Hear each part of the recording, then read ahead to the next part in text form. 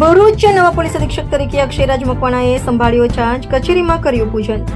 Police અધિક્ષક તરીકે અક્ષયરાજ મકવાણાએ કચેરીમાં પૂજન અર્ચન સાથે તેઓએ ચાર્જ સંભાળ્યો હતો. પોલીસ કર્મચારીઓ અને અધિકારીઓ દ્વારા તેમનું સ્વાગત કરવામાં આવ્યું. ભરૂચ જિલ્લા પોલીસ વડાની બદલી મયુર ચાવડાની ગાંધીનગરમાં બદલી નવા એસપી તરીકે અક્ષયરાજ મકવાણાએ ચાર્જ સંભાળ્યો.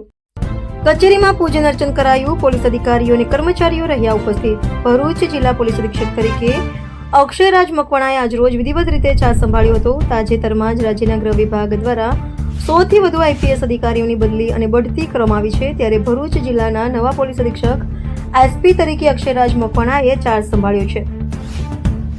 કચેરીમાં પૂજન અર્ચન સાથે તેઓએ ચાર્જ સંભાળ્યો હતો. પોલીસ કર્મચારીઓ અને અધિકારીઓ દ્વારા તેમનું સ્વાગત કરવામાં આવ્યું હતું.